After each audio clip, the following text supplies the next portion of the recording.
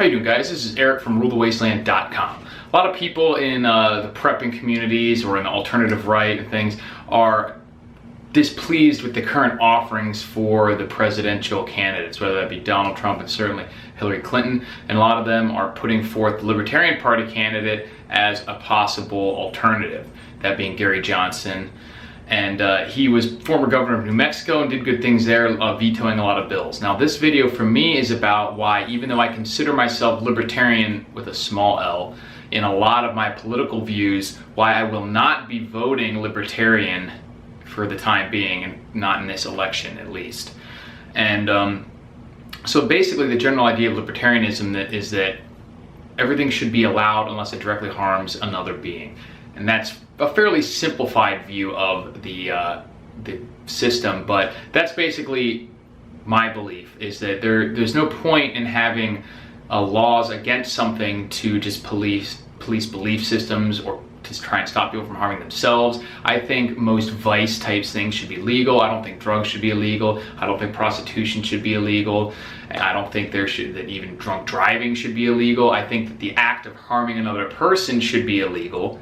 And most of those things already are. You know, if you run into someone and cause damages, then that should be illegal. And if you're shown to do that in a negligent way, there should be even harsher penalties. But simply trying to make all these different lifestyle choices and actions illegal just to try and prevent things from happening or because we think they're bad, I think that's an improper, immoral use of force, and it is not come from any really all you're using is a monopoly on violence to enact that type of governance. And I don't think that's the best way for people to live their lives. Certainly not the freest, and that's what I'm most concentrated on, is freedom and the ability to live a happy, fulfilling life. So because of that, there's some things I don't like about the Libertarian Party, with the capital L, and which isn't necessarily, everything they do isn't necessarily follow that belief system that I just outlined, which I call libertarianism. You can call it whatever you want. The point is that the Libertarian Party isn't necessarily directly aligned with maximizing freedom. And sometimes people in the libertarian communities and in the Libertarian Party get caught up in they get a little dogmatic about the ideology of like, nothing should be against the law or whatever, there should be no laws, there should be no borders and all this, even when it is anti-freedom. And that's what I'm trying to do, is maximize freedom. So one of my main points that I always bring up when discussing why I'm not voting for the Libertarian Party this time is that I believe in private property. I believe that a person can own private property, and I believe that a group of people as a collective, if they choose to, can own property, and they can do what they want with it. They should be able to keep people out of it if they want, and do pretty much whatever they want with it. So obviously I'm the type of person who would believe that if a bakery doesn't want to make a cake for gay people, that's up to them. And if a business doesn't want to let me in because I'm white or because I'm a man, that's up to them. And then if I want to create, Curves for Women gym doesn't want to let me in because I'm a man and they want to create a certain environment, that's up to them. I don't give a fuck. But if I go out there and create a business that's only for men or something like that, then I should be able to block whoever I want from the business as well. So that's just my general view of the situation. Now, the Libertarian Party has gotten really dogmatic and thinking that, specifically with the immigration issue, for me right now it boils down to the immigration issue, is that the Libertarian Party as a whole has this open borders policy that is suicidal for the country. It's anti-freedom, it's anti-private property, and it would be an absolute disaster. And it's exactly the problem that we'll get with Hillary Clinton as well. And anytime you have massive immigration, first of all, it goes against the idea that us as a people should be able to decide if we want people to come in or not. If you have a group of people, if I have my own house, I should be able to decide if people sleep there or not. You can't just have anyone come in off the street, sleep in my house. I don't think anyone would think that's okay. I don't think anyone in the Libertarian Party, I don't think Gary Johnson would open his front door to his house and say anyone in the country or in the world should be able to come in and out as they please. Obviously, you can see the problems with that situation, but they can't extrapolate that to the country as a whole, or why a family or a person can own their house and control it that way, because it would be bad to just let anyone in who didn't pay for the house, who didn't build it, who doesn't care about it, who doesn't care about what you want to do, doesn't care about when you go to sleep, doesn't care about taking the food out of your fridge or destroying things because they don't have to pay for it. They can't extrapolate that to the country as a whole, where the exact same thing would happen.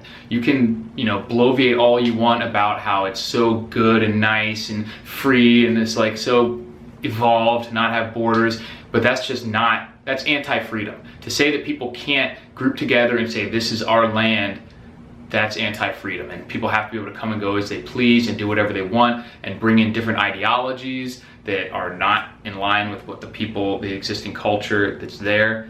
That's a disaster, and it would be a disaster for this country. Everyone seems to understand that the American Indians letting white people just flood in without stopping it kind of destroyed their culture, but they can't seem to extrapolate that to how it would happen in modern times, where the exact same thing would happen. Now, they're not necessarily going to be passing around disease blankets from Mexico and giving us all sorts of crazy diseases, but it's almost that bad. You see people from all these refugees being come in from other countries, like in Northern Africa and everything, that are not vaccinated. They're bringing tuberculosis, and they're just being dropped off in these neighborhoods, in these cities, in these towns, without the local governments and certainly local citizens even knowing anything about it. People will freak out if some, religious family doesn't want to vaccinate their child, but they think it's perfectly fine if you bring in hordes and hordes of actually diseased adults into a certain community when the community has no say over it.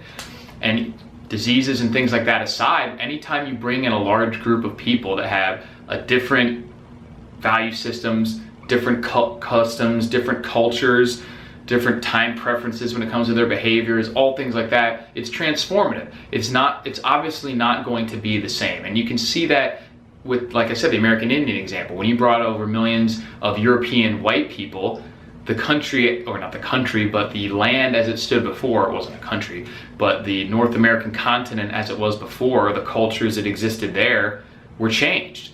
That's not necessarily good or bad. You don't have to make a value statement about it, but you do have to recognize that it is transformative and it's going to change what's there. And if you're the person that's there existing in that area, in that culture, in that society, I think you have the right to say, no, this is our place. This is, like I said, I believe in private property. I believe that I can own a house. I believe that my neighbor can own a house. I believe that his neighbor can own a house. And I believe that all of us can get together and protect and control that entire area as well, not just our individual houses. And the Libertarian Party stance on this is pretty much anti-freedom, and it's just too big of an issue for me to overlook, because it would be suicide for the country. It would literally destroy the country. It is destroying the country. We're seeing that right now. If the immigration issue isn't controlled within the next few decades, I don't think there would ever be a quote-unquote conservative ever elected again, because all the people that are coming into this country, not to mention adding to a large group of people that are already here, that just do not believe in individual freedom, they do not believe in limited government, they don't believe in all sorts of things like that, they will be in a huge minority. A huge majority. And people who actually value individual freedom and individual liberty will be a massive minority. And who don't want government overreach will be a massive minority and will never win another major election again. And at that point, I think the country would limp along until it eventually got bad enough that there could be some kind of breakup. And that seems a bit extreme, but we see this happening over and over again throughout history. You have diversity plus proximity equals war. It does not equal this magical land where everyone just starts appreciating the way other people do things. It's never happened in history. It's not going to happen in the foreseeable future unless human beings change in some fundamental way. And the Libertarian stance on open borders denies this. It denies this basic aspect of human nature. It denies the basic belief in property rights and freedom in that area. And because of that, I absolutely in good conscience can't vote for a candidate who thinks that there should be, uncontrolled immigration, or even not even completely uncontrolled, but it has to actually be locked down and according to the will of the people, which most people in this country still overwhelmingly support much, much stricter borders. And that's really what we need if this country is going to survive in any sort of and maintain any sort of the way that it is. Obviously the country may still be here, but it would be transformed, like I mentioned before. Let me know what you guys think. Post your comments here. Check out rulethewasteland.com and secretoftheinternet.com. Thanks for watching, and I'll talk to you guys later.